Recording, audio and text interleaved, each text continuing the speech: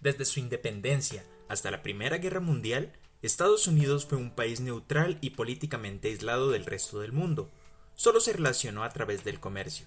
Sin embargo, tras participar en la Gran Guerra, los estadounidenses pasaron a jugar un papel más activo en el mundo, aumentando su presencia militar, su diplomacia y así llegar a ser la gran superpotencia global que es hoy en día. Ahora, tras más de un siglo de protagonismo, Estados Unidos ha empezado a decaer, algo que están aprovechando otras potencias emergentes en el mundo. Pese a que Estados Unidos haya sido uno de los países más influyentes en el último siglo, no siempre fue así. Durante sus primeros 130 años, la política exterior estadounidense se caracterizó por un aislamiento político y una estricta neutralidad con respecto al mundo. Estos principios fueron establecidos por George Washington, el primer presidente de los Estados Unidos. Con respecto a Europa, Washington defendía que Estados Unidos debería evitar relacionarse con Europa para no verse envuelto en las guerras del viejo continente.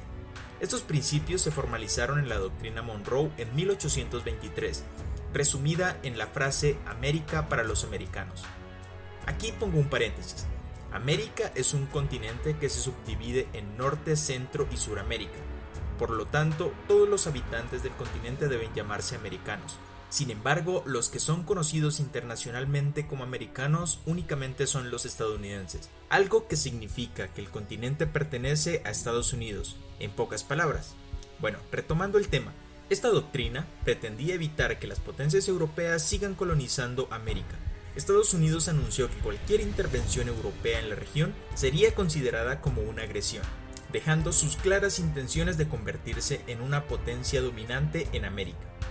Habiendo establecido el aislamiento político y la neutralidad como los principios de su política exterior, Estados Unidos se cerró políticamente al mundo para centrarse en sus desafíos internos.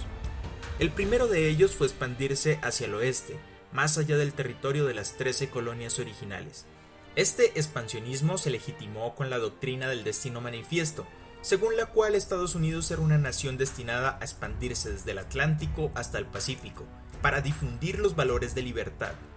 Siglos después de que Estados Unidos completara su expansión territorial, esta creencia todavía estaría muy presente en la política exterior de los Estados Unidos, incluso hoy en día, justificando la promoción de la democracia y la libertad económica en todas las partes del mundo.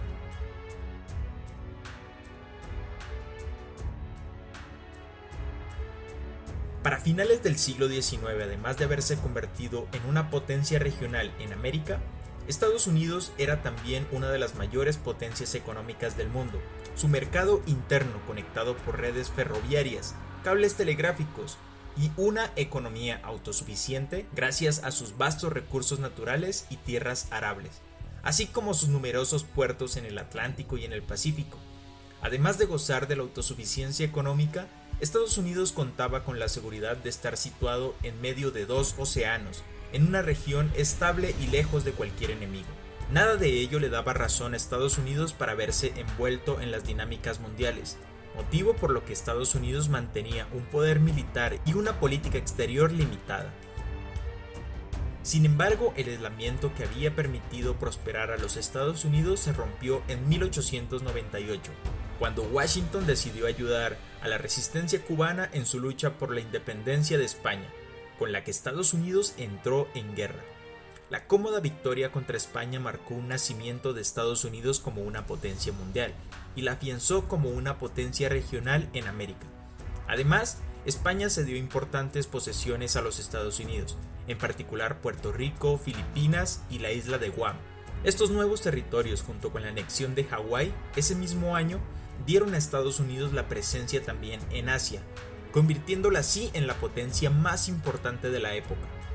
Tras la guerra hispano-estadounidense, Estados Unidos estableció una política exterior más agresiva.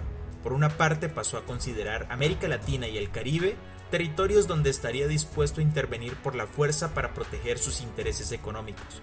Al mismo tiempo, la adquisición de Filipinas precipitó una nueva postura en el continente asiático. La política de puertas abiertas, con la que pretendía garantizar el acceso estadounidense al vasto mercado chino. Estados Unidos entró en el siglo XX siendo una potencia emergente. se había hecho con las colonias de ultramar e incrementando sus lazos comerciales con el mundo. En vísperas de la Primera Guerra Mundial, la capacidad económica e industrial de los Estados Unidos superaba a la de toda Europa combinada, pero este músculo económico no se traducía en poder internacional. Eso cambió con la Gran Guerra, que redujo el poder de Europa, devastándola a un nivel psicológico, económico y demográfico. Por el contrario, Estados Unidos crecía económicamente, comerciando con las potencias europeas incluso durante la guerra. Esta posición privilegiada de Estados Unidos fue posible gracias a su neutralidad durante los primeros años del conflicto. El presidente Woodrow Wilson, guiado por la opinión pública estadounidense, estaba determinado en mantenerse en una posición neutral, involucrándose en la guerra solo comercialmente. Esta política comercial beneficiaba en gran medida a los aliados, Francia y Reino Unido, y se vio afectada por los ataques de submarinos alemanes a buques mercantes estadounidenses. Los ataques de Alemania forzaron a Wilson a entrar en la guerra en 1917, en el bando aliado, rompiendo así la neutralidad y el aislamiento que tenía con respecto a Europa. Hacia finales de la guerra, Wilson realizó una serie de propuestas para asegurar una paz duradera en el futuro. Estas propuestas se conocerían como los 14 puntos. Se centraban en la autodeterminación de los pueblos, la democracia y la cooperación internacional, y pretendían fundar un nuevo orden internacional basado en el libre mercado, la libertad de navegación y el desarme. Con esta doctrina, Wilson estableció las bases internacionales del liberalismo, que han caracterizado la política exterior estadounidense hasta hoy en día. Los 14 puntos establecieron una nueva organización internacional, la Sociedad de Naciones, cuyo fin era fomentar la resolución de conflictos internacionales a través del diálogo. Pero a pesar de haber impulsado su creación, Estados Unidos decidió no unirse a la Sociedad de Naciones, porque tenía miedo de perder soberanía y quería mantener la neutralidad internacional. Esta falta de apoyo estadounidense fue una de las claves del fracaso de la Sociedad de Naciones durante los años 30 que condujo a la Segunda Guerra Mundial. Bueno, hasta aquí es la primera parte. Espero que les haya gustado el video y pues que tengan buen día.